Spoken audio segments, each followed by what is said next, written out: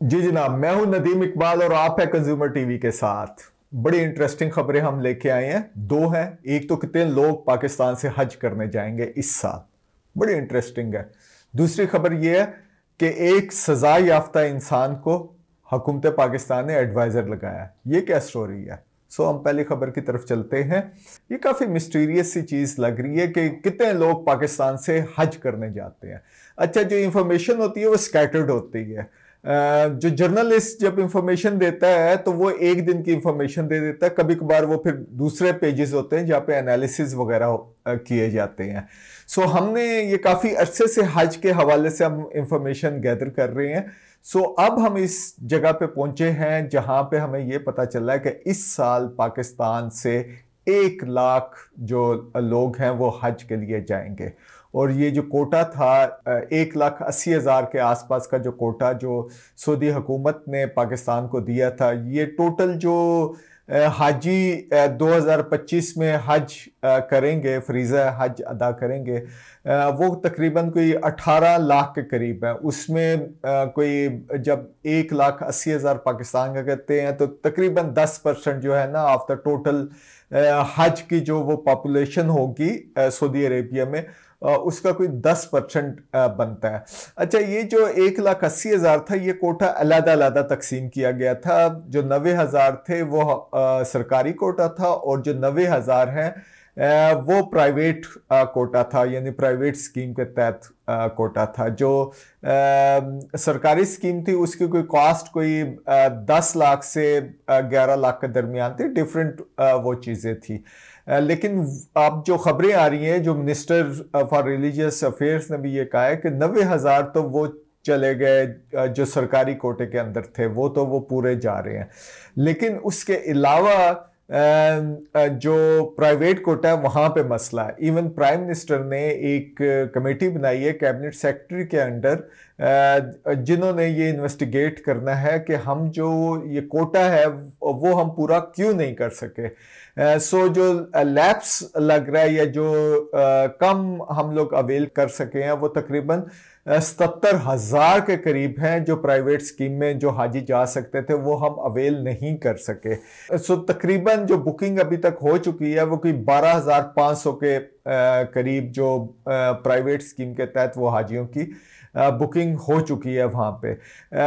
Unlike जो सरकारी scheme होती है, जो कॉस्ट प्राइवेट की है वो काफ़ी ज़्यादा होती है। वो तकरीबन 20 लाख से आगे तक चली जाती है, 50 लाख या प्लस में भी चली जाती है। इसके कोई फिगर्स हमारे पास है नहीं।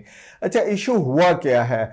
जब हम काफ़ी सारी जगहों से देखते हैं प्रोसीडिंग्स, जैसे सेनेट की पार्लियामेंट्री कमेटी के अंदर जो रिलीजियस अफेयर्स को देखती है, या नेशनल असेंबली की पार्लियामेंट्री कमेटी वहाँ की प्रोसीडिंग्स देखी, कुछ प्रेस रिलीजेस देखे, कुछ डाटा देखा, तो हमें ये पता चला कि बेसिकली जो इशू लग रहा है, ये जो प्राइवेट हज ऑपरेटर्स हैं वो कितने नंबर होंगे।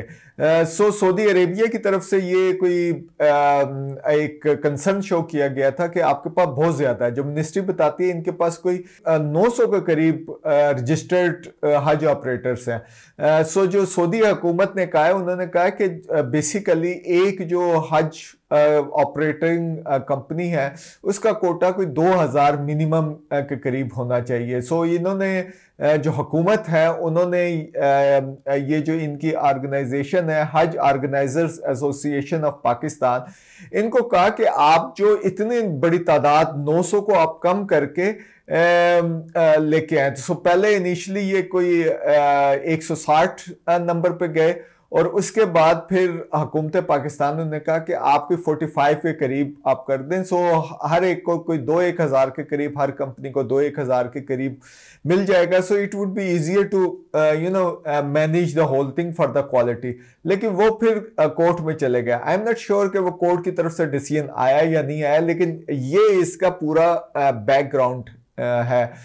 तो उसमें अल्टीमेटली क्या हुआ कि जो फरवरी 14 की जो डेडलाइन थी जिसमें सऊदी हुकूमत को तमाम बुकिंग्स वगैरह और पेमेंट्स वगैरह करनी थी, वो नहीं हो सकी। सो सरकारी स्कीम के तो वो 100% हम लोगों ने कोटा जो अवेल कर लिया। जो नॉन सरकारी या प्राइवेट स्कीम था उसमें कोई 12,500 के करीब किया। सो रफली 1 लाख के करीब जो लोग हैं वो हज के लिए जा सकेंगे। देखिए हज जो है एक तो ये रिलीजियस एक्टिविटी है और इस फरीज़े को अदा करना हर मुसलमान जिसमें भी सकत है, माली सकत है, उसको ये अदा करना चाहिए। उसके अलावा इसकी इकोनॉमिक्स भी है।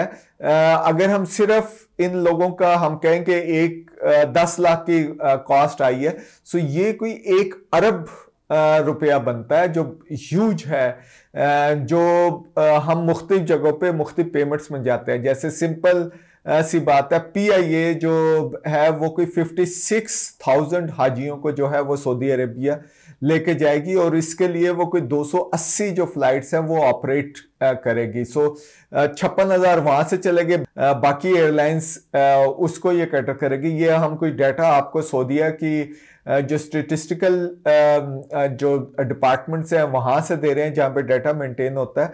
तो वहां पे भी ये नजर आ रहा है कि पाकिस्तान स्पेसिफिक या country specific data is missing, या हम वहां तक पहुंच नहीं सके कि ये पाकिस्तान से कितने लोग या कितने हुजाज जाते हैं। इसी तरीके से ये जो इनकी ईयर रिपोर्ट है मिनिस्ट्री ऑफ रिलीजियस अफेयर की, वो भी बड़ी स्केची इंफॉर्मेशन है। वहां पे भी ये नहीं बताया गया कि एक्चुअली कितने लोग जो है हज के लिए जाते हैं। सऊदी अरेबिया में तकरीबन 18 लाख तो हज के लिए जाते हैं। इसके अलावा कोई 50 लाख प्लस जो लोग हैं वो सारा साल उम्रा अदा करते रहते हैं। सिर्फ हज के सीजन में इस पे बैन लगता है, उसके अलावा तो ये चलता रहता है। It's a big economy. इसके फिगर्स होने चाहिए, इसके स्टेटिस्टिक्स होने चाहिए, इसके एनालिसिस होने चाहिए। आई थिंक तब भी एक पाकिस्तान जो है क्वालिटी की हज सर्विस जो है वो प्रोवाइड कर सकता है यहाँ पे लोगों को। अगर ये सिर्फ हर चीज छुपी रहेगी उससे तो ये कोई चीज इसका नहीं होता। पैसे कितने जा रहे हैं, ट्रांसफर कितने हो रहे हैं, एयरलाइन में कितना खर्चा आ रहा है, पाकिस्तान को कितना फायदा हो रहा है इस इकॉनमी को, या पाकिस्तान से फॉरेन करेंसी बाहर जा रही है, या ओवरसीज पाकिस्तानीज ने पाकिस्तानी हज कोटा में कितना अवेल किया। ये तमाम सवाल है जो अभी तक इनका जवाब हमें नहीं मिला। ये क्रिस्टल क्लियर यहाँ पे हमें कहीं से ये चीजें नहीं मिल रही। इजी टू एक्सेस इंफॉर्मेशन होनी चाहिए। दूसरी खबर भी काफी इंटरेस्टिंग है। हुकूमत पाकिस्तान ने एक सजा याफ्ता इंसान को, वेरी बिग गन है, उनको अपॉइंट किया है advisor on crypto currency council, strategic advisor on crypto currency council. Very interesting thing है, but I think this is a right person for the right job. सही डिसीजन हुकूमत पाकिस्तान ने किया।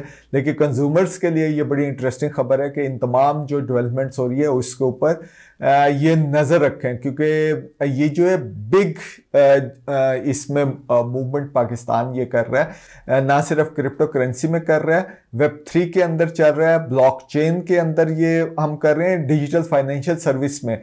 ये जो लोग समझते हैं ना कि आप ये मोबाइल फोन के जरिए या ये डिजिटल क्या चीजें हो रही हैं, आगे जो फ्यूचर है वो यही है। आपको आप पढ़े लिखे हैं या नहीं पढ़े लिखे हैं, ये स्किल या ये इंफॉर्मेशन आप तक जरूर पहुंचनी चाहिए। मैं उसी खबर की तरफ जाते हूं। Binance crypto currency exchange company, ये दुनिया की लीडिंग कंपनी, और इसका 90% से ज्यादा जो क्रिप्टो करेंसी है यही कंपनी जो है इसका होल्ड है उसके, और इसके एग्जेक्टिव हुआ करते थे चैनपेन चाओ। वैसे उनका जो निक नेम है वो CZ के नाम से है। अच्छा, इन्होंने इनकी जो वर्थ वैल्यू है जो फरोब बताता है वो कोई $66 बिलियन की है। $66 billion, it's a huge money. Pakistan की जो टोटल फॉरेन करेंसी हमारे पास रिजर्व्स पड़े हुए हैं कोई 12-13 बिलियन डॉलर के आसपास है। आप देखें इतना बड़ा बंदा जो है वो पाकिस्तान का एडवाइजर आ रहा है। अच्छा, है तो ये चाइनीज बॉर्न, लेकिन ये बेसिकली इनके पास जो नेशनैलिटी है वो कैनेडियन एंड UAE की नेशनैलिटी है।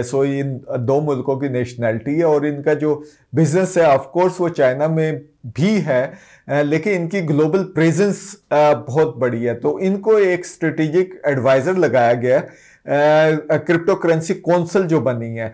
देखिए, बात यह है कि पाकिस्तान के अंदर काफी बड़ी मूवमेंट्स हो रही हैं, लेकिन पाकिस्तान की अपनी कैपेसिटी नहीं है इन तमाम चीजों को रेगुलेट करने के लिए।